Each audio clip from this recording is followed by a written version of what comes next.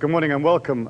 Today we'll be doing our Super Self seminar, which deals with thought empowerment. And what we'll look at is how basically you as an individual are going to win back that power that at some place, somewhere, you gave away to somebody else without perhaps necessarily knowing that you gave it away. We're also going to look at techniques for creating a consciousness inside of you that's really powerful, that hones down, so that instead of you going into the physical plane and struggling with it and pushing for it and you know, sort of grabbing and harrying and working hard, that you can begin to move through the physical plane very, very fluidly. So you move into one place, everything shows up for you on time, then you move to another place, it shows up for you on time, and everything just flows naturally as it would in nature. If you look at the animals in the forest, they don't struggle. They don't go, I gotta try hard today. You know, the tiger doesn't get up in the morning and go, I'm gonna do my affirmations, I'm gonna stick the alfalfa sprouts up my nose, I'm gonna jog around the block, I'm gonna take my vitamins, and I'm gonna go out there and really zuck them in the forest today. In fact, the tiger just gets up, it sniffs under its little tiger armpits, and maybe it blows a little tiger wind or whatever it does, and it heads out. And it doesn't worry about eating, it doesn't worry about survival, it just goes through the forest naturally. Then round about lunchtime, there's this little deer on the path, and it has to run after the deer and get it, you know, and some of you are gonna find that in life. You know, there's a point where you're going to have to like cross over, you know, cross town or something like that, go pick up the check. But it's not a problem. You know, there's a little bit of work involved in being in the physical plane because we're in our physical bodies. But life is supposed to be fluid. It's supposed to be gay. And what we're doing here basically as humans is we're picking up experiences. We're picking up experiences and picking up like the facts of life. We're not here to obey a whole bunch of rules and regulations that may have been laid down thousands of years ago when conditions were different. We're here basically as humans to come into our own empowerment, and that empowerment is what I call the life force, and that life force is love. And so you get to the point in your life where you just radiate absolute love for all things. And love, in my term, and I will talk about it later on some more, is not this kind of gooey, mushy, I love you stuff, you know, which is sort of, always seems to me like a sort of a wet lick in the ear. It's more like a compassion for society, a compassion for the trials of mankind, a compassion for yourself, you know, where you're prepared to forgive yourself for any weaknesses or any parts of your life that are a little less than perfect. And so I think that like love in its highest expression is an ability to look at the world from an overview, be somewhat detached from it, and feel a compassion for it, and feel and understand that the people are all doing the very, very best they can, you know? They're doing their best given whatever circumstances they find themselves in.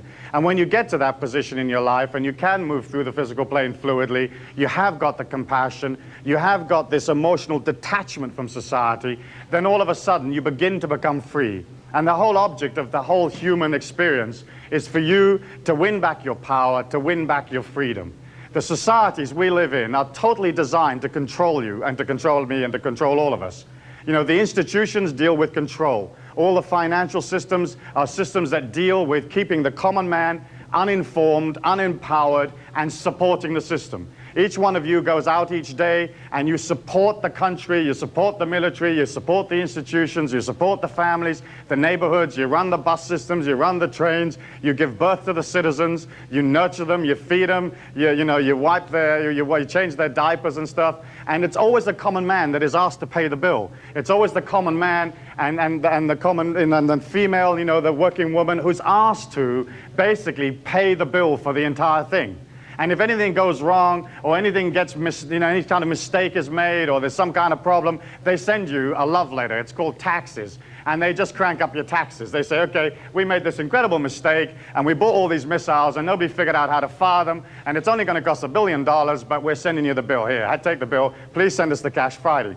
And if you don't send the cash, they lock you up, or they harry you, or they jump on your case in some way, and so you have to pay. And as I look at that, I think, well, now who stands for us? Who stands for the common man? Who stands for this individual heroically moving towards this quintessence within herself or within himself? Who stands for our rights? Who stands for our quest in life? And who wins back our power force?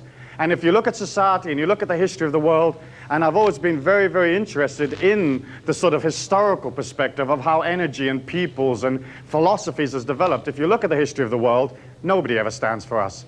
You know, none of the societies are ever designed for the people. And the world isn't designed for the people. You only have to get into like an average bath in an average hotel, and you can see it's not designed for the people, because the faucets are kind of these squiggly little things that you can't work with your feet. And you've either got to sit up at the end where the faucets are and burn your back, or you have to get up out of the bath to change how much water's in there. And as you look at those faucets, you think, they never thought this out for human beings. I mean, faucets are supposed to be worked with your feet, you know? And if there was a little handle with a little place for you to put your toe and you could work the faucets with your feet, you'd say, this world is designed for me. But of course it isn't. You get in an airline seat, and the airline seat doesn't have enough room for a passenger to actually sit in it. You know, and when the guy in front leans back on you, you know, you have even less room.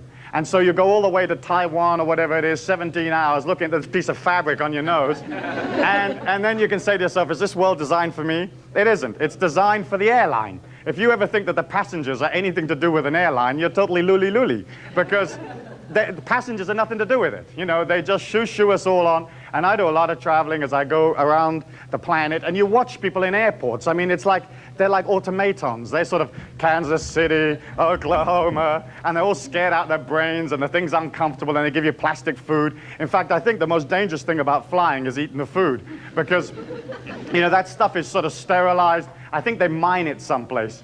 And it comes up, and there's a corporation that has, like, the franchise for mining this plastic. And the food grows out of the plastic, I think. I've got a feeling it does. But when you look at that, you know, you look at, I mean, the whole of the world is like that. And of course, we take it so much for granted, and we take the uncomfortableness for granted. We take the difficulties for granted, because they trained us to not complain, you know? Like, if you complain, you're not a good citizen, you know, like somehow you're going against, I don't know, the word of God or something. If you happen to say, look, this stuff's total garbage, I don't want to eat it. Anyway, as you look at that, you can rant and you can rave and you can say, wait a minute, you know, this isn't built for me, this isn't the society for me, what am I going to do about it? I want to change the society. The fact is that you can't change the society by going to it and pushing against them and saying, we want you to change, you know, we want a revolution, because all of that really sucks you right back into that same kind of energy that the society is built from. And when you look at the revolutions throughout history, what came after the revolution was usually at least as bad as what was going on before, you know, if not worse. So you replace, let's say, the oppressive Tsarist regime in Russia, the regime of the Romanovs, and you created, you know, the society for the people, the communist society, and it's equally restrictive, equally repressive. And as you look at the history of the world, the revolutions never really changed very much. And so as we look at that, and as we look at that as questing conscious individuals, we can say, okay, are we prepared to change society by fighting against it? Or do we do a sort of a withdrawal program on it, and basically pull out somewhat, build our power, and then return back to the society, return back to the planet, and heal it? And that's personally how I think it's going to have to be done, because we're looking at a world today that really needs healing. It needs a lot of healing. It needs healing in finances. It needs healing in the way it deals with stress. It needs healing in the way that we've polluted our world and we've destroyed it. And we've done it all for the sake of commerce, for the sake of giving everybody all of this stuff. There isn't any discipline. There isn't any real righteousness in the world about the way we're handling this planet. And as we look at the physical plane and we look at our planet, we can see it wheezing and gasping to try to keep up with the amount of pollutants that we're putting into the world. One of the things that astounds me is that, you know, recently, they became aware of the fact that the ozone layer is breaking down around the planet, and it's basically because of the pollutants that are given off by the people that live on our planet. And the ozone layer is beginning to break down, and it's breaking down extremely rapidly. The CIA had a report in 1979 that said that the world would lose 2.5% of its ozone layer in approximately 40 years. And then as they watched this destruction of the ozone, they began to calculate it and watch it and see how it was developing. And it was found that we'd lost 2.5% of our ozone in three years. We'd lost 2.5% of our ozone in 3 years. And so as you look at that, you can see that the deterioration is incredibly quick, because you're looking at, basically speaking, 2 generations from now not having any ozone. And the ozone is what protects the human skin from the ultraviolet rays of the sun. and the skin is not made to have direct sunlight upon it like that. So as you look at that, and you can see this massive hole over the South Pole where there isn't any ozone at all, and the hole isn't some kind of little rinky-dink little donut, it's like tens of thousands of square miles wide, and it's drifting and moving all the time, so much so that the government of Argentina is extremely concerned because already now it's affecting the population that lives in the south of their country, and because that ozone cloud is kind of moving around in that area, and some of those people are experiencing, you know, very bright sunlight, instant suntan. And so as we look at our planet, we can see that as a group of people, we have got to do something about it. But to do something about it, we first have to become strong.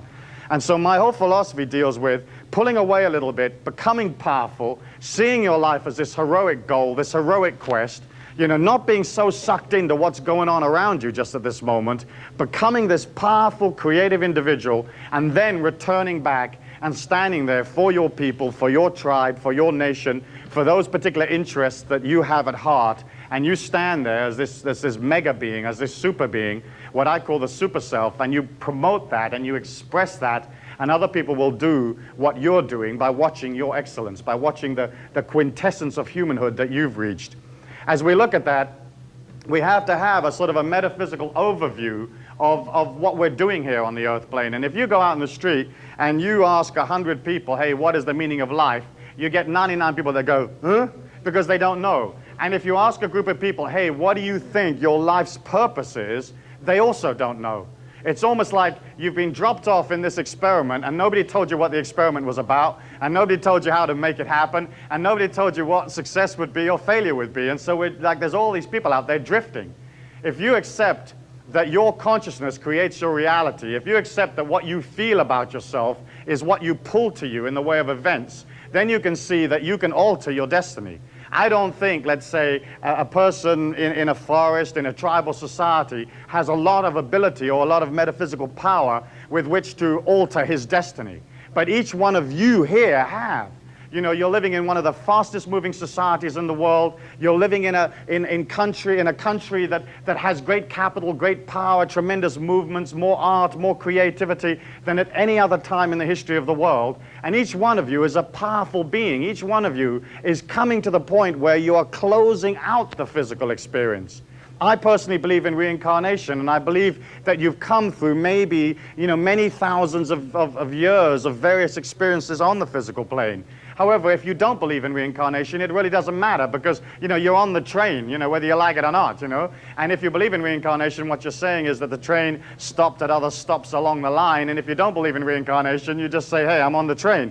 But either way, you can see that you have an ability now to basically wrap and pack who you are, to pick up the loose threads and to push it all together. And you don't have to become a great saint or a great master or a great anything to complete. All you have to do on the physical plane is basically get the message, you know, to get it, to experience it, to move away from fear, to move away from limitation, restriction, to move away from various forms of manipulation that are imposed upon you now and that you in turn impose upon others, that we all do, and to move out of that stuff and to become this incredibly fluid, radiant being with acute perceptions, acute psychic perceptions, acute spiritual understanding of what's going on. The more you can resonate your feelings out into the universal law in an uncluttered way, without a whole bunch of opinion, without a whole bunch of stuff, without a whole bunch of philosophy, the more that universal law gives you back absolute clarity, gives you back the absolute purity of that divine power that is in all things. In order for me to get into the super self concept a little more, I think I should just first of all give you like 37 seconds of my meaning of life and just offer it to you for consideration. Of course, all of my philosophies are not, they're not dogma. You know, I just offer it and you think about what suits you, and what you don't like, you just can it. Basically speaking, I believe that you're not your body, you're not the color of your skin, you're not the religion you signed up for, you're not your sexuality, that you're none of that stuff, that in fact you're a divine spark of the universal mind inside a body.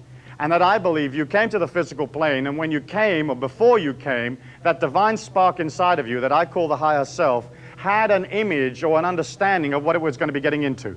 that you didn't come to the physical plane in some kind of happenstance where suddenly plop, you know, they dropped you off in Ohio and you're sitting there in a wet diaper and you're thinking, bloody hell, what am I doing here? You know, I believe that, basically speaking, that power inside you is so great, it is so perceptive, it is a part of the divinity in all things, that it knew what the journey was going to be like.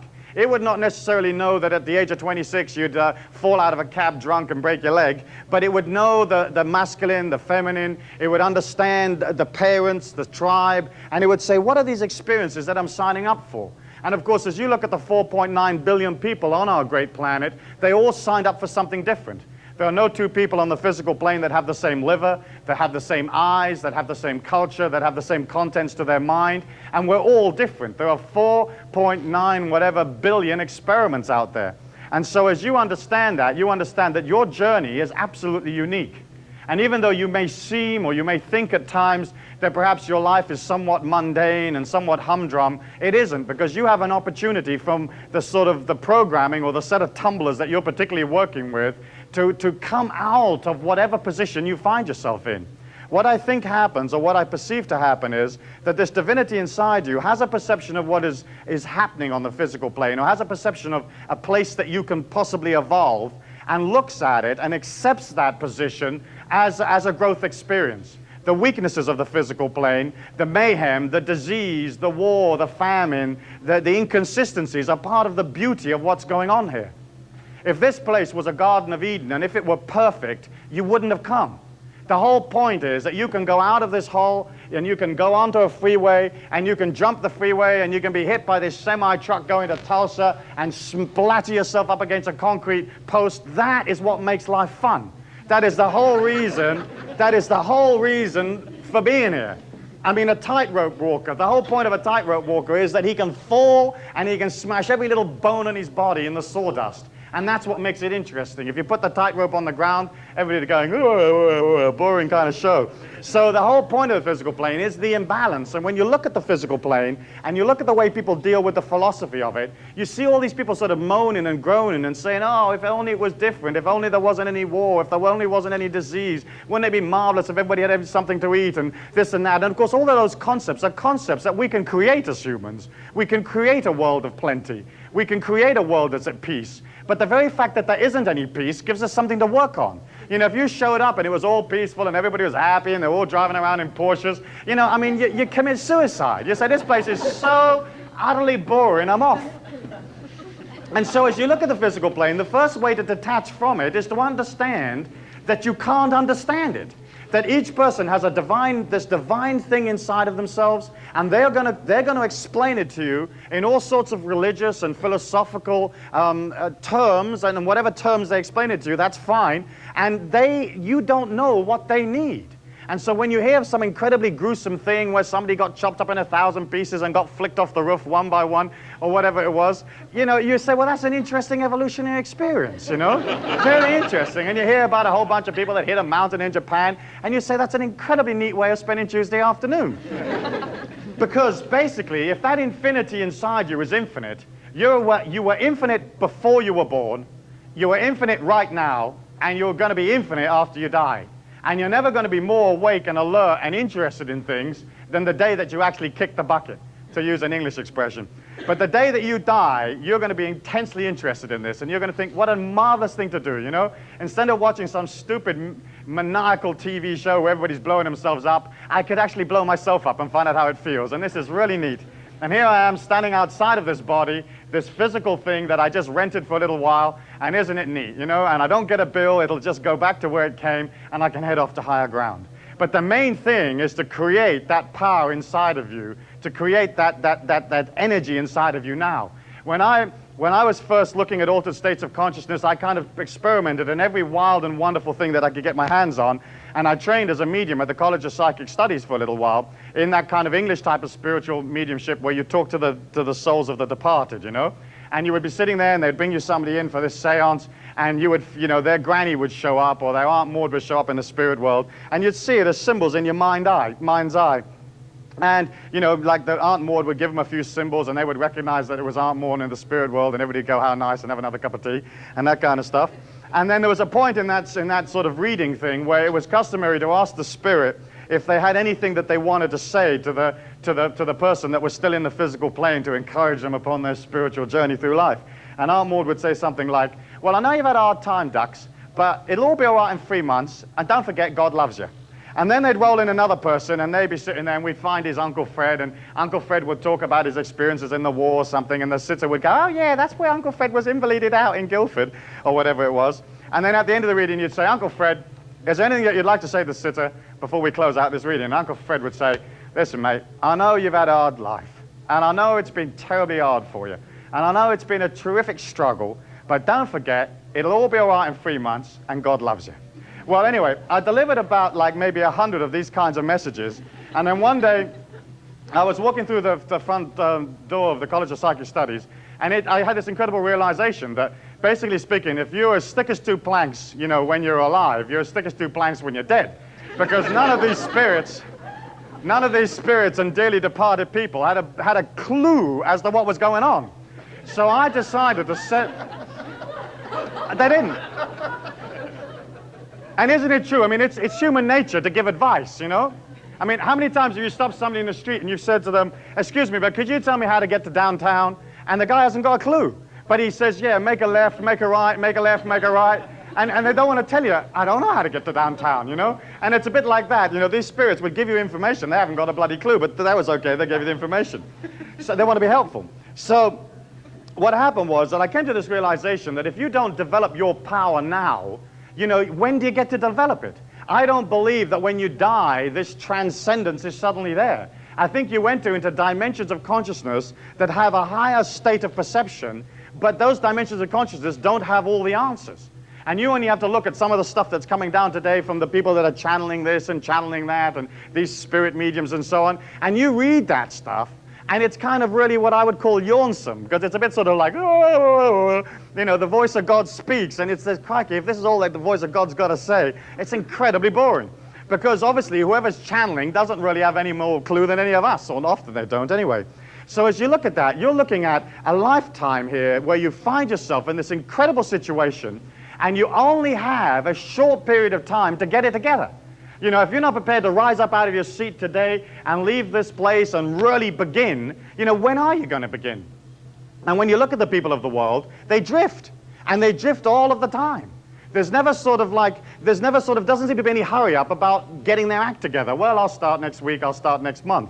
As I looked at that, I thought, heck, I want to get involved in making sure that I have as much power as I can possibly muster as fast as possible. And what happened to me was that as I took on some of these philosophies and concepts for myself, I found that my perception increased dramatically. Not only like a psychic perception of understanding what's going on, but my perception of people and situations. I could look at a person and I could watch their feelings and I could see what it was they were. What they needed in life, what their strong points were, what their weaknesses were. And I know that as each one of you opens to become more of this life force, to become more of this divinity within you, all of you will experience that same type of heightened perception. And I've watched it go on with thousands and thousands of people, where you move into it, and it's not really clairvoyance. It's like this steady type of inner knowing. It's information coming into you all of the time about every situation. And as you're going into a negotiation, you can watch the feelings of the person you're negotiating with, and you know what they're going to say next. You know, as you get on an aircraft, you know whether that feels okay or it doesn't. You understand. It's a way of relating to your families and your children. It's a way of understanding finances. So finances isn't just beating around in the marketplace, but it's like a fluid moving to where the honeypot is, and then away again, and then back into the honeypot and away again. And we're looking at that kind of fluidity, that kind of simplicity to life. Okay. When you look at the world today, you can see that there's an awful lot of incredibly loving and incredibly genuine people out there. And they pray, and they visualize, and they do the great alfalfa sprout up the nose religion, and they stand on their head, and they read the books, and they do all of that stuff. And then they put these thought forms out into the universal law, and they experience utter silence. Nothing happens. You know, they didn't get it. It doesn't show up. The opportunity isn't there. And when I looked at that, I thought, now wait a minute, if the universal law, if you will accept total responsibility for your life, and if you will understand that this power, this life force around you, is reflecting back to you exactly what you put in, then how come the stuff you're putting in isn't getting you what you want? You know, how come you don't get those things? I mean, why can't you just think, you know, sports car and find it there on the sidewalk? And so as I looked at that, I thought there must be rules and regulations that allow us to explain what is going on. And of course, the very first thing that each one of us deals with is a limitation about what it is we feel about ourselves. And you can say to somebody, you are the product of your belief patterns, and they'll go, yes. And you can say, and you're the product of your feelings and your programming and your conditioning, and they'll go, yes. But it's different to say yes and then actually do something about it. You know, where you're absolutely prepared to turn and face yourself. The initiate, the warrior's way, is a way where you turn and you face yourself. You're not embarrassed about who you are. You're not embarrassed about how far you've come or haven't come. You're just happy to look at your strengths and weaknesses and to work upon them. And of course, the universal law in its magnanimousness and in its beauty will give you back anything that you put in that you feel to be true. Those philosophies that say that what you think is what you get are only sort of half right, because mainly the thought forms go in to create your feelings, and your feelings resonate a kind of thumbprint. It's this cloud around you that you resonate, and every moment of every second of the day, you're putting that out into the universal law, and the universal law is giving it you back, you know? So like the average human being puts out like, you know, give me struggle. You know, give me plenty of struggle here. And the universal law in its loveliness and its kindness and its friendship to you says, well, you know, what kind of struggle do you want? And we say, well, how's about constant struggle? You know, and so the universal law says, no problem. Constant struggle, we're going to arrange it. You know, and so, you know, the shelf falls off the wall in the kitchen, kills the cat, the car won't start, you get a demand in from the tax man, you know, you slip on the pathway and sprain your ankle, and it's still only 9:10, and you think, oh, this is totally perfect. This is marvelous. This is working out exactly the way I expected to work out. And you would say to yourself, but why am I putting in for constant struggle? And you're putting in for constant struggle because your mother and father put in for constant struggle. And as that divine little spark came into the physical plane, it had a perception of what it was going to be getting into, and I believe also it had a perception of the mindset of the mother and father. It had a perception of the tribe and the philosophy, and it signed up for it. Because it really doesn't matter what kind of wacko philosophy you signed up for, because if you didn't sign up for it, you wouldn't have anything to work on. And so this higher self, or this divine spark, will look at the situation, and we'll look at what's going on, and we'll say, God, this is perfect. Look at my prospective dad, you know? An absolute plank. I mean, that guy, I mean, you know, there's no action, there's no life force. You know, I mean, he's just lying on this couch. In fact, I think it's part of his body. And he's drinking too much, and he's none too together, and he doesn't know how to relate to my mum. He'll be perfect. Give me him, because it'll take me 20 years to go past that. You know, if that's how weak an understanding of masculinity, you know, that'll be perfect for me. That's 20 years there. And then the higher self looks at the mother, you know, and the mother's this lovely lady, totally spacey, absolutely not nailed down, total space cadet, and the higher self says, perfect, she'll be marvelous. Look at that for femininity. That'll take me another 20 years to go past that. And so it signs up for that. And then it takes a little look at what these two lovely characters believe. Okay, like what do they actually believe? And they'll believe this incredibly wonderful wacko thing that they've grabbed from here and pulled from there, and the whole belief pattern will be incredibly debilitating and disenfranchising and not empowering and full of fear and full of obligation and goodness knows what else. And the higher self looks at that and says, oh, that's perfect. 20 years to get past him, 20 years to get past her, 20 years to get past the philosophy, and then I'll have 10 years to myself. And so... And so whatever you signed up for, whatever belief patterns you signed up for, are part of the joy of being here. And all of us carry these incredibly bizarre beliefs that don't have anything to do with power or love or friendship or becoming what it is you want to become. They're these sort of suitcases, you know? They're these stuff that they put on your little car, and you're supposed to sort of like haul them through life, you know? It's almost as if metaphysically somebody comes along and they clip this dead horse to your leg, you know, when you're born, and they say, right, get out of that. You know, and you haul this leg around, you haul this dead horse around with this, you know, your leg chained to this horse, and you say, this is perfect, I can hardly move. There's 1,000 regulations, there's 1,000 guilt manipulations, there's 1,000 feelings about money, there's 1,000 feelings about God. This will be perfect, this will be utterly wonderful. And we came with that, and you did, and I did, and we all have our little trips. The name of the game is to begin to disengage from those belief patterns. And it isn't that difficult. It's just a matter of agreeing to get on and beyond your stuff, to get on and beyond your opinion.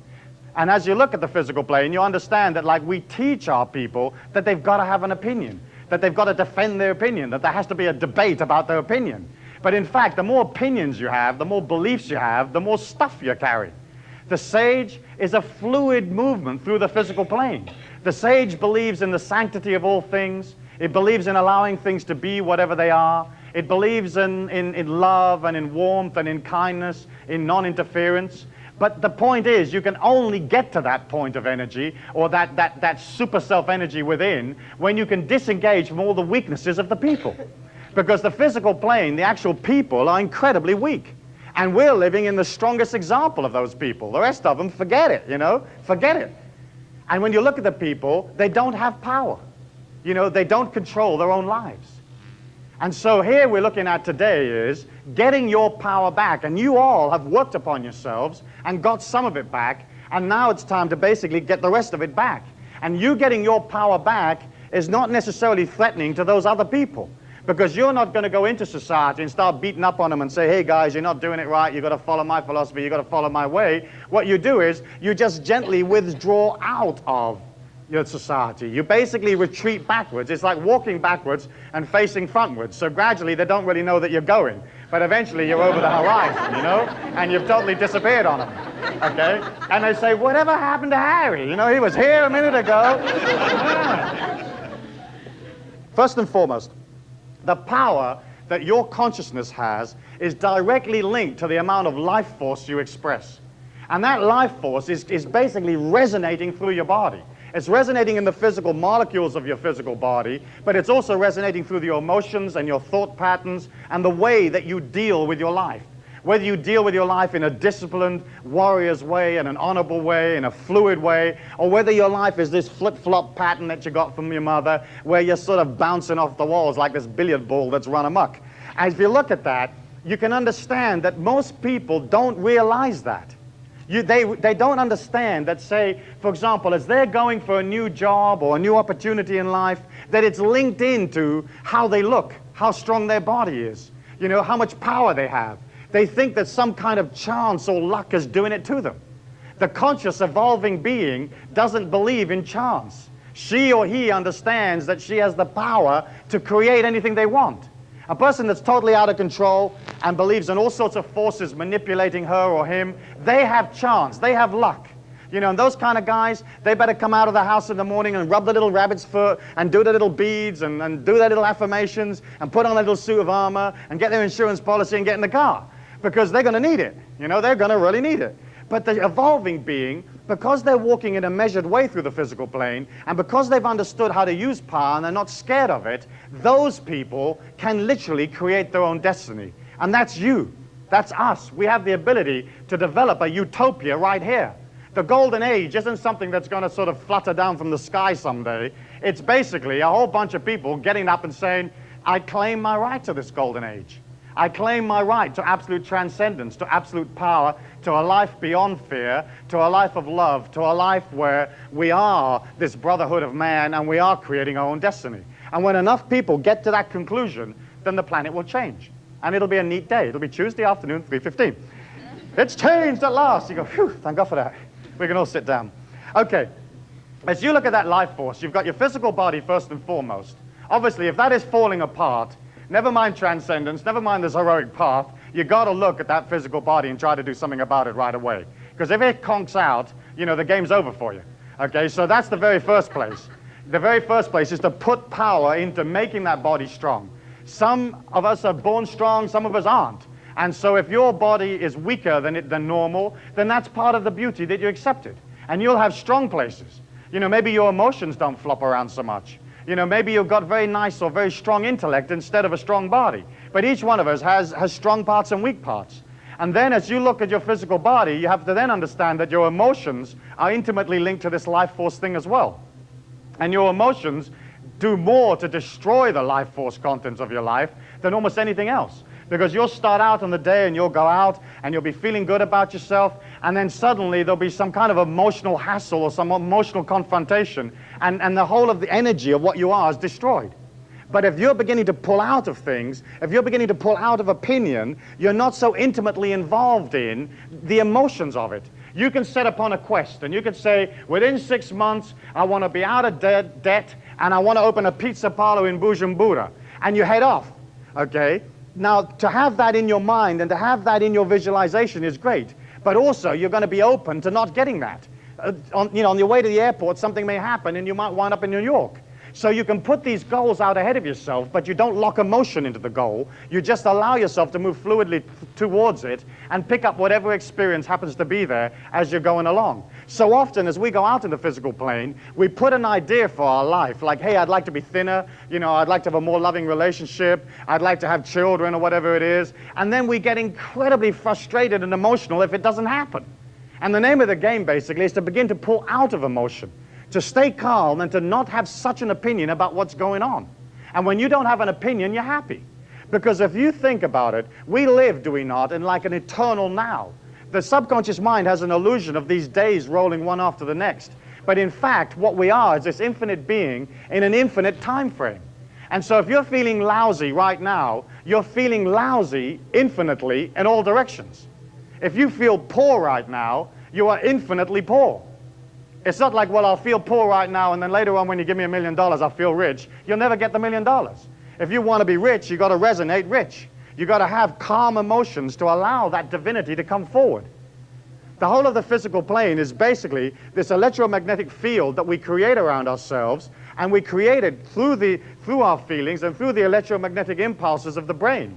And that field that's around us as humans cuts us off from the life force. It cuts us off from a perception of God, because basically speaking, the molecules in the brain are oscillating. If you're in the waking state, they're oscillating between, say, 14 to 22 cycles a second, and that's what cuts you off from your heritage. But the light is shining all the time. That infinity is there all the time. And if you can align to that infinity and start coming out of infinite, then your whole life becomes more infinite. It's a bit like the sunshine. We all want the sun to shine, and when it doesn't shine, we blame the sun. But it's nothing to do with the sun, it's the clouds. And it's not even anything to do with the clouds. It's our position in relation to those clouds. Because if it's raining, if it's raining right here in this city, what stops you going down to the Sahara? And then it's really sunny down there, Or what stops you going down to the desert someplace, And there you are in Death Valley or wherever you are, and it's really sunny. But in fact, we tend to think that like it's something to do with the sun and the clouds. It's not, it's us. And that light is shining inside you, and all we're looking at is trying to develop a philosophy where you're constantly in the sunshine rather than creating this cloud of feelings around you. Moving on from emotions, the very next thing that we're looking at is basically developing a clear mentality. And often males, for example, get very, very wrapped up in the facts, and they've got to have 1,000 facts and 1,000 logical ways of handling it. And of course, life isn't logical, and energy isn't logical, and things don't necessarily always work logically. And so what I say to people is, yes, sure, collect the facts, but also be prepared to allow this spontaneity to become a part of your life. If you come out of life too logically and too mental, there's a tendency for everything to become so structured that you can't move. You begin to sort of develop this lifestyle where like Monday's wash day and Tuesday's meatloaf and Wednesday's dynasty, and like nothing ever changes, And so we're looking at trying to look at that mentality and saying, hey, I've got the facts, I've got the knowledge, I've got my university degree or whatever it is, but I'm also open to accepting something totally different and spontaneous to come into my life. And then as you begin to look at this, and you can see that all of these things are basically a way of pulling out, you begin to develop a philosophy of self. And a philosophy of self is basically you creating a kind of religion for yourself, whatever that religion might be. And it can be as wacko as you like, as long as it works for you. The question is, hey, does this thing work for me? And so you can get up at 3 o'clock in the morning and you can fire yourself a bacon sandwich, and you can put a chocolate bar in it and some alfalfa sprouts on top of that and 2 dollops of mustard, and then you put 2 ping pong balls both ends of the sandwich and you eat it. And people say, are you out of your mind? You say, no, that's my philosophy. I feel good eating this stuff. And it's a complete protein. It's the ping pong balls that make it a complete protein. And it's great. And that's what I like to do, And then I like to stand on my head on the roof and play my trumpet till dawn. And then I'm totally empowered and I'm ready to totally win the world's heart and their love for me. And whatever it might be. But as you develop a philosophy, what I suggest is look at the great teachers, look at the great masters, look at the religious and the holy teachings, and take those things that empower you, that make you feel good. Anything that's designed to restrict you or manipulate you or stick you in a corner, then dump that stuff. You know, dump it, and if you're not comfortable dumping it all in one morning, just junk little bits as you go along. Imagine yourself this ship at sea, and every so often you toss another bit of garbage out. And as you develop a philosophy, then what happens is you're pulling out of where the people are. And you can't get to a higher ground without pulling out of where the people are. You haven't got any options. It's a bit like you can't flow down the river if you're hanging on to the side. You have to release and allow that the incredible power in all things and the incredible beauty in all things will sustain you, will protect you, and will allow you to move fluidly on.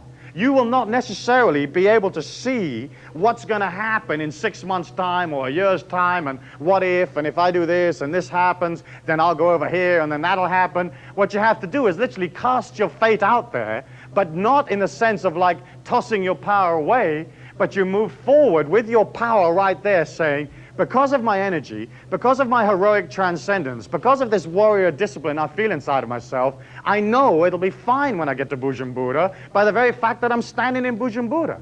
That my energy is strong and resonating, and all the people I need and all the stuff that I need for my own survival will be there, and I will be able to provide for myself and for my loved ones and for those causes and those institutions that I care for, that I choose to support. As you develop this philosophy, then the very last point of this is that you have to have like this infinite overview of life. You have to have a spiritual perception that doesn't come from judgment, that doesn't come from criticism, that doesn't come from opinion. Because once you get into criticism and judgment and opinion, then you're locking yourself right back down to where everybody else is. If you could meet like an incredibly supreme being, you know, and this supreme being would like sort of flutter, flutter, flutter, flutter, end up in the kitchen, they wouldn't have an opinion about you. They would just radiate their absolute acceptance of you. And once you've learned to radiate a love and acceptance of yourself, then you can radiate and accept the rest of the world. Now, obviously, when you look at the violence and the mayhem of the world, it takes you a while to see that there's beauty in that. You know, how do I accept this? This is contrary to my morality. Or how do I accept that? It seems to me like it's evil.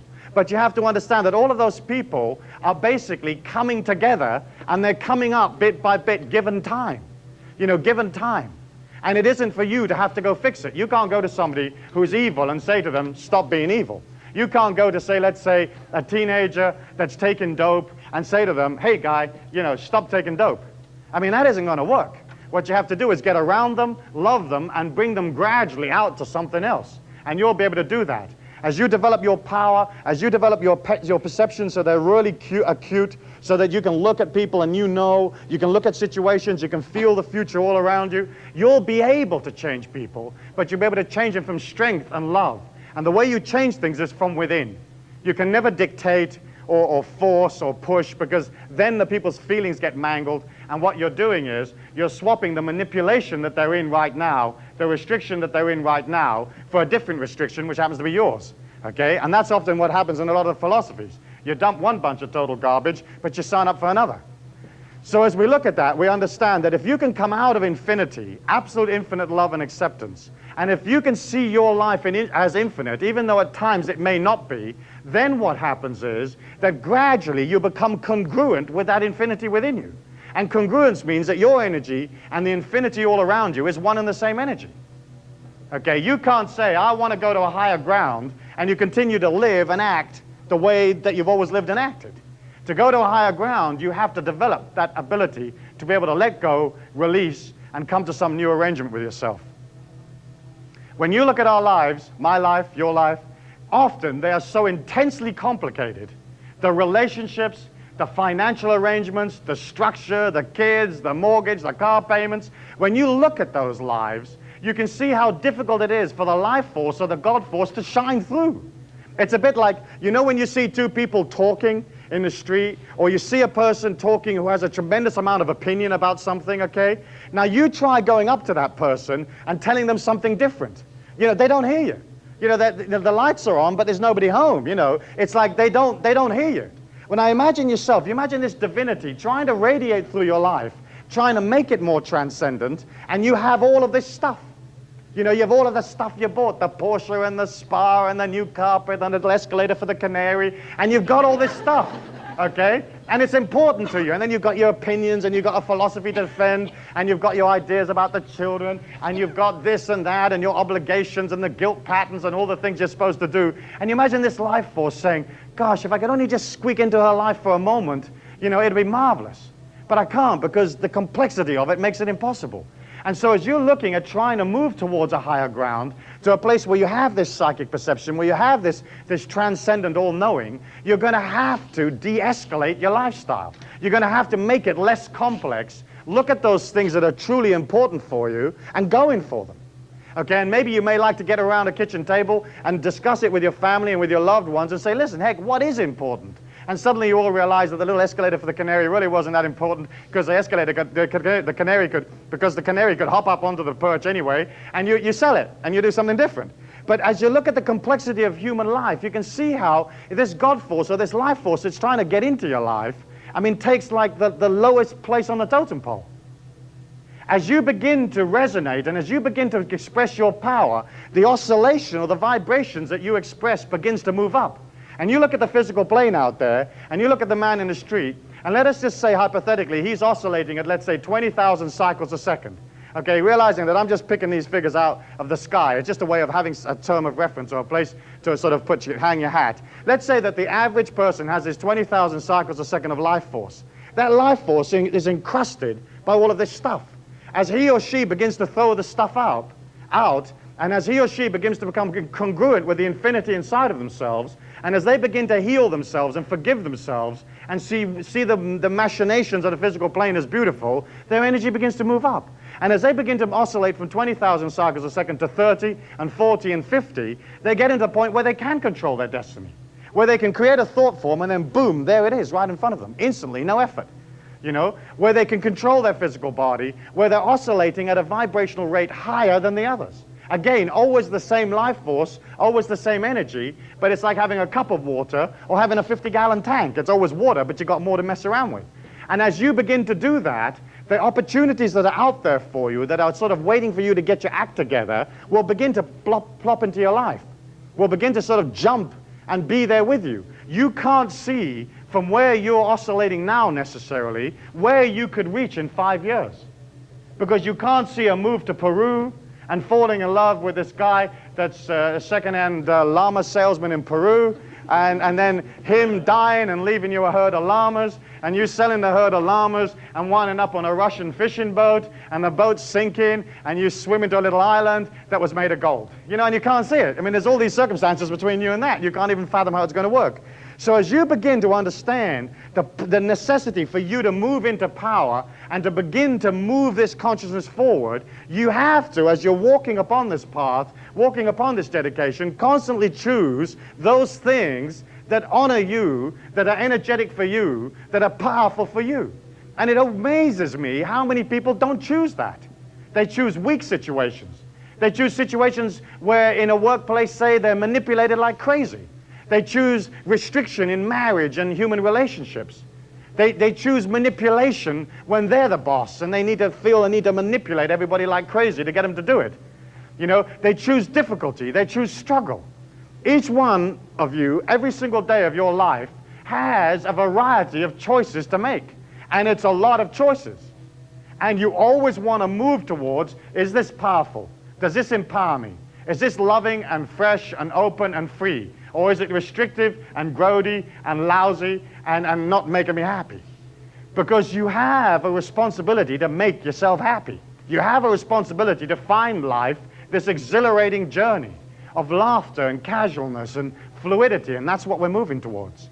As you then begin to get this idea that you have to make choices, you're going to have people perhaps react to those choices. And it's very important that you realize that your evolution, your journey through this incredible thing is nothing to do with anyone else. You may be together with other people in a family, with loved ones, with your children, but in the end, you and only you is responsible for your own evolution.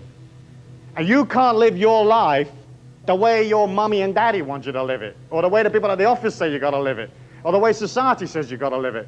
You got to live it for yourself. And I believe that the conscious individual will not obviously do things that are going to create a problem or create a difficulty. The conscious individual is not going to infringe or make things, happen that there will be a reaction to. They're just going to fluidly move through, but you are not living it for anyone else. And what other people think about your life and think about your decisions is their problem. And it isn't anything to do with you at all. Not at all. And if they come up to you and if they come up to you and they say, listen, I think your decision to move to Bujumbura absolutely stinks, and I think you're a lousy mother because of this and because of that, and I think you're terrible, you just say, thank you for sharing it. I appreciate your opinion, but I'm leaving for Bujumbura in an hour. And if they come along and they judge you, and they tell you you're no good, all you're doing is watching somebody with a more limited perception than yourself, okay, coming out of their more limited energy pattern. And their more limited energy pattern is going to have opinions that are not your opinions. And people will judge you, and they will criticize you. And you just sit there and you say, well, I appreciate your opinion. I particularly like the way you criticize and judge me. I like the way you smile as you do it. I particularly like the way that cockroach walked around your coffee cup as you were talking, There was something very transcendent about that. There was something emotional, I particularly like the bit where it stopped round about the handle and peed in your cup, You missed it because you were in the judgment and the criticism. You would have liked it. Not a lot, but you would have liked it. And you move out. And so often our life is dominated by what our workmates think, or what our husbands think, or our wives, or the kids, or society, or the institutions. You're free. You make your own decisions. The only thing you have to worry about is basically being respectful for the transcendence of everybody. Being aligned to the divinity in all things. And then as you begin to create this new reality of yourself, then you begin to bring everything in your life to sort of a more real position. So often people come out of projecting for something, praying for something, visualizing for something, and it isn't real in their feelings. And they live a lifestyle that isn't real. And it's a thing that I call variance. And what variance is it's the difference between what you really are and what you think you are. And each one of us has an opinion about what we think we are. Okay? The divinity inside of you is real. It can only come out of naturalness, holiness, moving towards this loving being that it's creating for itself. The ego, or the persona, as Jung calls it, will have 1,000 opinions about how much money you're supposed to earn and how good a lover you're supposed to be and what kind of person you're supposed to be and how intelligent you are and whether you're a good mum or not a good mum or whatever. But the ego will always have a different opinion to what is real, especially in a person that hasn't worked upon their life. And as you begin to see this goal as a heroic goal, you begin to make what you actually are, the real you, and what you think you are, one and the same. And so you're going to come out of a naturalness of not having to explain things to people. You're going to have to come out of a naturalness of not being embarrassed. You're not worried about your decisions. You just are what you are. And you're a child of the universe. You stand in front of this life force, a child of the universe. You can't make excuses. You can't be more than you are yet. You are what you are, and that's what I am, man. And that's just how you explain it to yourself. And so as you come out of that variance and you come back to what is real, then all of a sudden you begin to empower your consciousness because you're resonating from the seat of your own power. So many people are so far away from what is real that when they try to blip out thought forms, the thought forms don't have any power. And you can see that in the way people handle money. What is real is how much money do you have and how much money you're earning. And you look at people taking credit and taking borrowing of one kind of another and moving from the center that's real and it's going way out here someplace and creating a variance or a gap between the two. And they're spending at this level here and what's real is here. And the difference between these two causes tremendous tension and tremendous difficulty to the point where when this person's out here, hoping for more money, visualizing for more money, doing the affirmations, doing the meditations, they're coming out of having so little power because they're not in the center. They're not where the power is. They're in this fake lifestyle. And when you have your life, and it is fake, it isn't real, you can't just go up to people and say, I am what I am, I don't make any apologies. You disjoint yourself away from where your power section is. And that causes people to lose that resonance inside of you. Because each one of you right here has an ability right now to resonate this power inside of you, to concentrate it, concentrate on it, and get absolutely what you want. And if you haven't got what you want, then you're going to need to work upon yourself. Because your metaphysical bank balance, the balance or the bank balance that describes your power, is the time lag between you conceiving something and it arriving in your life. So if you think sports car and it runs over your foot in 30 seconds, oh, pretty strong day. If you think sports car and like 9 generations later you're still, riding in a buggy, it's like, oh, where's my power? As all of you get into this mode and to begin to concentrate upon yourself and only yourself, never mind everything else, just you, what's important on you, and what's important for you, then you begin to bring all of your energy from this variance out there right back into the center. When you look at people and you talk to people, they all want to help the world. They all want to save the world. They all want world peace. They all want to feed the children. Of course they do. But what are you going to feed them if you haven't got any money? What power are you going to transfer to people if you haven't got power? What perception will you lay upon your tribe, your society, if you haven't got perception yourself? And so we're looking at coming back out of all of that stuff, coming in the middle, and working upon yourself. An act of concentration, an act of loving yourself.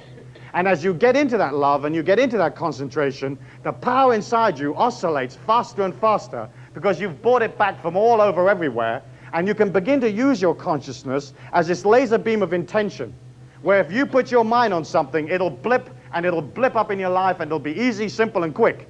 And as you begin to do that, you begin to resonate a whole difference, a whole power. It's almost as if the golden age begins inside of you when you're happy with yourself, accepting of yourself, non-judgmental, non-critical, where you are prepared to concentrate upon yourself.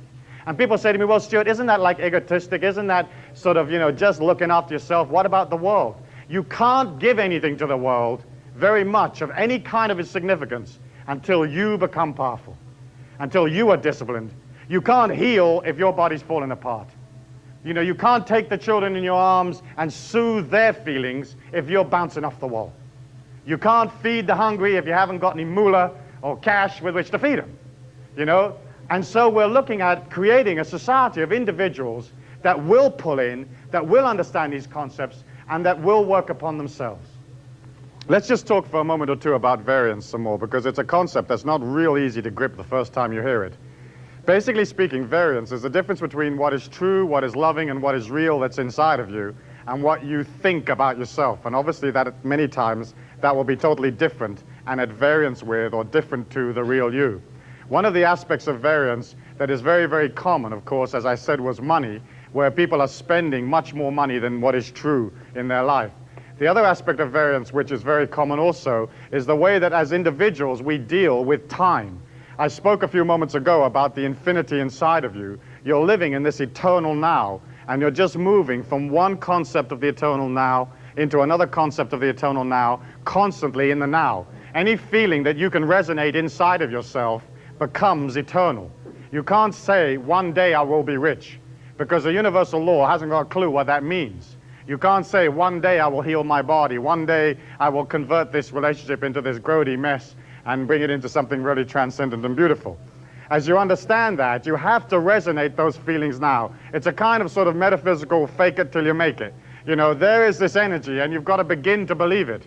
First of all, your mind won't believe it, and secondarily, your whole feelings won't believe it unless you can begin to resonate it. The ego likes to live in the future.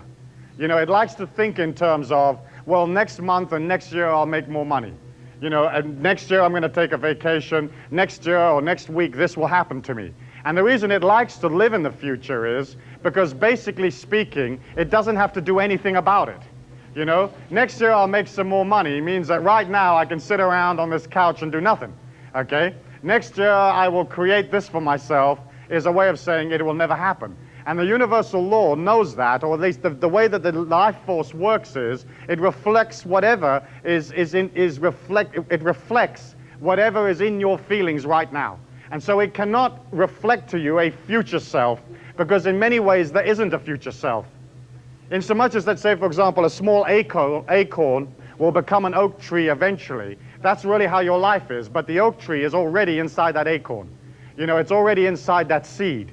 And so you have to create the seed of this magnificent lifestyle, this magnificent freedom, the fluidity, the love, the lack of infringement, the power right now, here and now, today, in this room, and decide that for yourself. This is a choice that I've made for myself.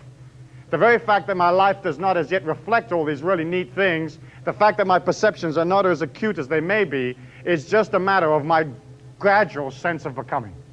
And then when you can put it in your feelings and resonate it over a period of time, all of the people that interact with you, all of the situations that come at you, all the power that is there begins to gradually change you. But it's a bit like having a bucket of muddy water. You can't put, like, let's say, another can of water inside that bucket and change it that quickly. Bit by bit, the mud falls to the bottom eventually. And I believe the important thing is to identify your strengths and go for making those strengths stronger. If you work on your weaknesses, if you concentrate and think, oh, God, I've got to get beyond this really lousy habit I've got of, like, eating the cat every morning or beating up on a canary or whatever it is, then what happens is that the very fact that you're concentrating on your weaknesses actually makes you weaker. If your body is sick and you concentrate on the sickness, it gets sicker, doesn't it? It's almost like it has to get sicker before you can begin to become well. And that's how it happens. And so I don't believe in, like, working so much on the weaknesses, but more in terms of deciding what the strengths are and then going for those strengths. Going for those things that make you happy, that make you strong, constantly deciding, constantly moving towards what is power for me, what is freedom for me, how can I relate in this situation so that it honors me. To do that, I believe that you're going to have to become self-employed, or at least be in a situation where you are contracting your labor to whatever it might be. Because when you're not self-employed, or you're not working as a subcontractor, then you're in the mindset and the destiny of the corporation that you work for. And they're making decisions which are not based on your needs. They're making decisions, and rightly so, that are based on their needs. They've empowered themselves, and they're working whatever way they want to work. But I think that each one of us needs to look at becoming financially independent. You know, and that doesn't mean being a millionaire. It doesn't mean having, you know, hundreds of thousands of dollars every month, but where you control yourself. And if you are in a situation where you are working for a corporation, then what you may want to do is to begin to develop investments or a sideline business so that corporation isn't the sum total of all of the finances that you receive. Because when you give away your power to somebody else, then you've got to be careful about that. Now, some of you, as you're developing, as you're learning, as you're moving through life, you may want to work for a corporation or work for an institution of one kind or another as you are building your own self-reliance. But we're looking at a world today where a lot of the financial institutions are coming under tremendous pressure, much more than they will ever tell the common people.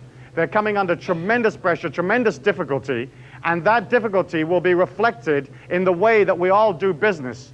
And if you are not independent, you may find yourself literally being carried down a sort of a sea of destiny or a river of destiny that may not have your interests at heart. As you begin to come out of what is real, what is true, then the very next point that you're going to begin to develop in your life is moving into the eternal now, so that you're not fretting and worrying about what's coming next week. You're not worrying about what will happen in 9 years' time, what will happen when I retire, what will happen if and what and however. All you're looking at is, am I having a nice time right now? You know, am I having a nice time right now, or am I not having a nice time? Is this situation powerful and loving, or isn't it? And as you move back out of the future and into the now, you move out of variance even further and back into where the real power lies.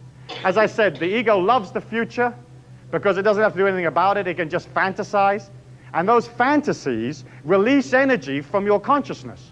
And if you fantasize, let's say, about a day at the beach, and you say, we're going to go to the beach, and we'll get the truck, and we'll load up the sandwiches, and we'll have beer and champagne and steaks, and we'll have a cookout, and we'll swim, and won't it be amazing, and Harry's coming, and Sue's coming. As you all discuss it, you take energy out of the event. And isn't it true that when you roll up for the day of the beach, it's like, oh, a day at the beach. You know, it doesn't have the spontaneity. The very nicest things that happen to us as humans is when, you know, you're heading to the office, and suddenly you think, oh, I'll have a day at the beach. And off you go. It's a totally spontaneous thing, right? And it's spontaneous, and you meet 2 or 3 people on the way there, and you meet a guy that owns a beer truck, and he says he'll come, and all of a sudden there's this incredible day at the beach. And folks say, what happened to you yesterday? You say, well, I just had this spontaneous feeling. I was heading off to the office, in the middle of all of that, I came to the beach. Okay, as you look at that and you come back into the now, you begin to resonate power. The other place that the ego likes to live in is in the past. And the reason why it lives in the past is because, again, it doesn't have to do very much about it. And so the ego can say, do you remember the golden days of music, the golden days of when we were children and we were at high school, and wasn't it fun and wasn't it carefree? Do you remember how wonderful our lives were? And what the ego does is it goes to the past, it remembers the past, and it has a little way of kind of dry cleaning it. It takes out all the lousy bits, all the bits that didn't work, all the bits of what you hated, that you felt uncomfortable about, and it dry cleans the past and says, wasn't it wonderful? Wasn't it fantastic? And that's particularly so for folk that are older. The older they get, the more habit they have to drop back into the past and say, wasn't it marvelous? Of course, it wasn't marvelous. It was just another day like today. And so you've got this situation where the personality or the ego or the persona, as Jung would call it, is either flipping you off into the future, where it doesn't have to do anything, or it's dragging you back into the past, where it's dry cleaned everything to make it look rosy. And none of those situations are real. They're both aspects of fantasy. And when you come out of fantasy, you're not coming out of where your power is. The only place the ego doesn't like to live is right here, right now, what is real, what is true. And that's why it doesn't like it. But the conscious being, the one that sees their life as this heroic quest, doesn't care. I am what I am. I don't apologize. I don't have to make any excuses. I don't have to act to keep you happy. I am what I am, and come back in 5 years' time and I'll be more. But right now I am. And so as you look at that, you can see that you can simply and easily move into this assuredness of the present. When you look at the future, you can't fail to be nervous about it.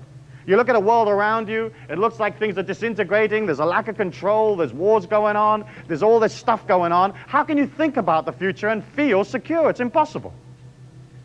It's absolutely impossible.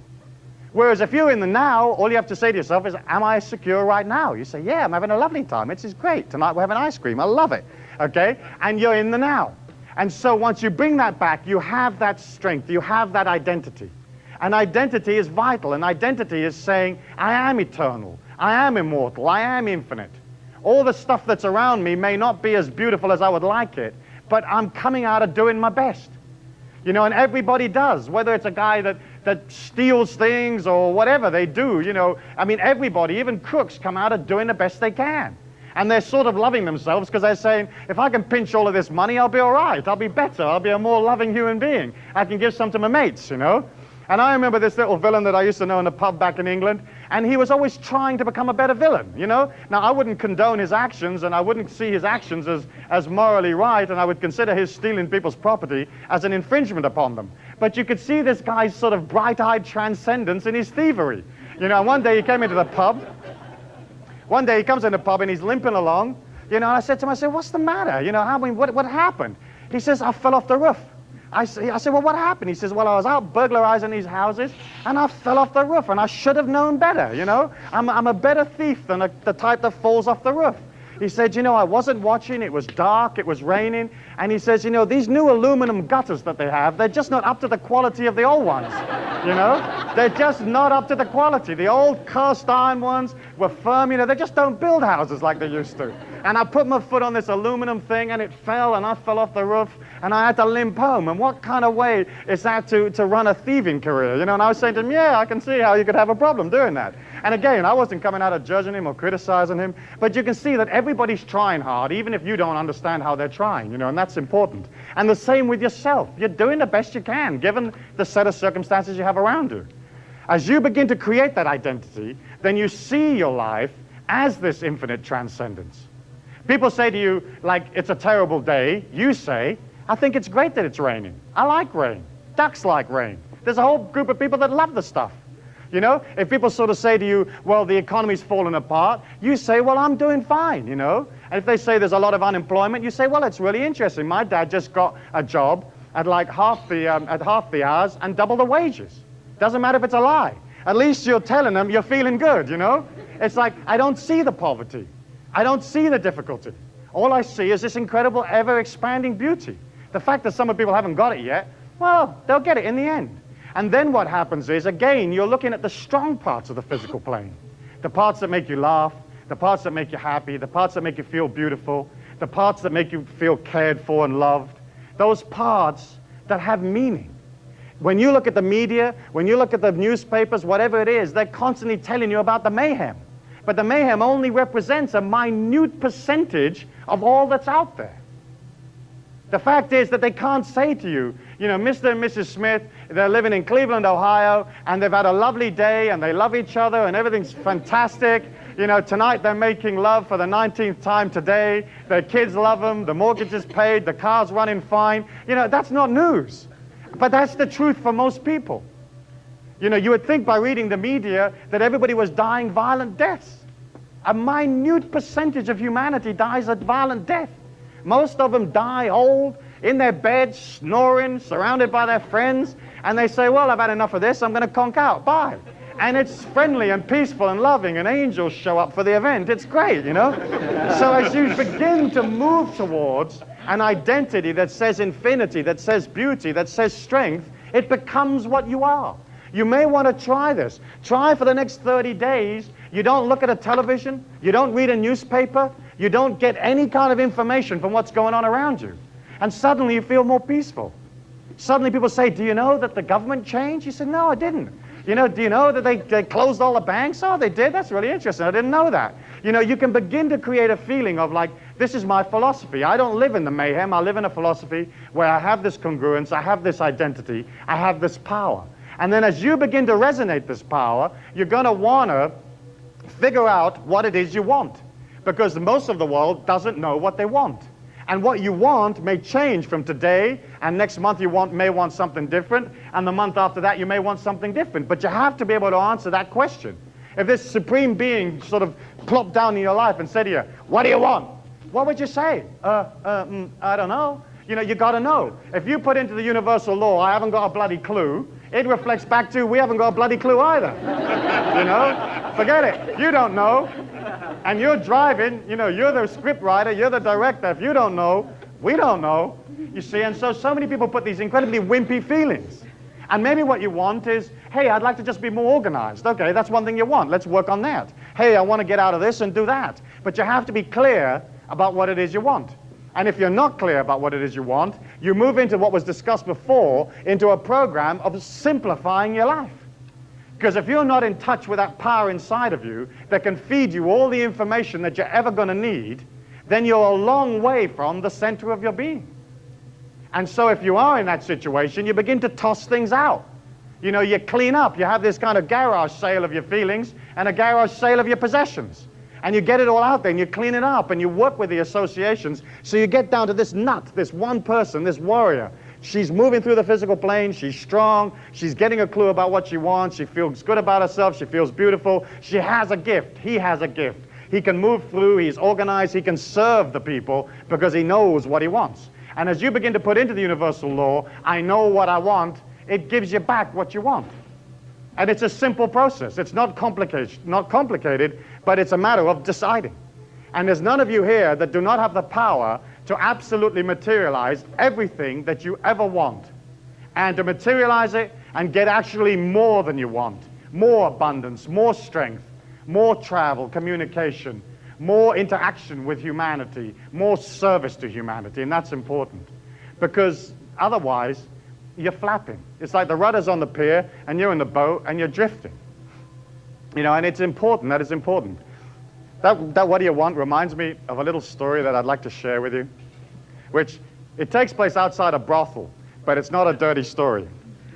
There's this couple of kids, okay, and it's the best what do you want story that I've ever heard. There are these two kids playing in the sand outside a brothel in New Jersey. And the customers come past these two little kids, and they come up the stairs, and they knock on the door, the customers. And the madame, who's this very, very large lady, comes to the door, and she says to the customers, what do you want? And the customer goes, you know what I want. And she says to him, you got any money? And he says, I've got $20. She says, come in. So the customer goes into the brothel, and the kids are watching this. And then another guy comes along, and he's up the stairs, he's knocking on the door. There's this huge lady, this sort of Genghis Khan of the brothel industry. And she's standing there, she's saying, what do you want? And the guy says, you know what I want. She says, well, you got any money? And the fellow says, yeah, I got $20. She says, all right, come in. So the kids are looking among each other and thinking, God, this is really interesting. I wonder what this could be. So they look in their pockets, and they're figuring out how much money they got, and they come up with 50 cents.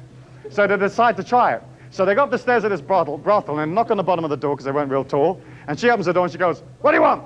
And the kids are there and they go, you know what we want. And as they say that, they begin to walk in the brothel.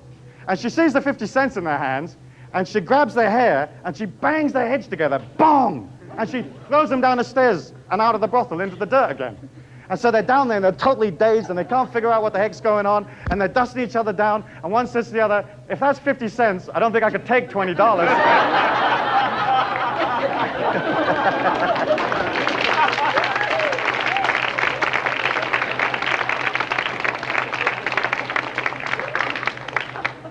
Okay, the final part of this is that as you've decided what you want, you're resonating this intention for your life, you have to begin to have all of the aspects of your life in control. Not because there's anything up there going, nah, nah, nah, nah, nah, nah, if it isn't in control, but basically speaking, if your life is not in control, you're beginning to resonate feelings that say, I am insecure, I don't know what's happening, this situation is controlling me, I'm not controlling it. And so you have to go back into your life and lovingly look at, hey, do I control this situation? And of course, sometimes you're going to be happy to abdicate control. You know, you'll get into a car with somebody and you'll abdicate control of that situation and you'll let them drive because you feel good about them. But at any one given moment of your life, you want to ask that question, do I control this situation? Am I imposing my consciousness, my feelings, my transcendence into this and creating a destiny that is my destiny? And as you develop that control, and it takes time, it takes habit, because everything is designed to take the control away from you. Everything is designed to take your power away from you. Nobody out there gives a damn how you're doing. They don't care. They are running their institutions for them. They're not running them for you at all. You know, if you think that they are, forget it. They're not. So as you begin to take the control back, you can exercise control in your life without infringing upon other people. And you constantly pull back. If there's danger, you pull back. If there's a tremendously emotional situation, you pull back. If there's some difficulty over here, you fix it or you pull back. And so as you begin to establish an overall pattern of control, then all of a sudden, all of those things that you ever want will become a part of your life.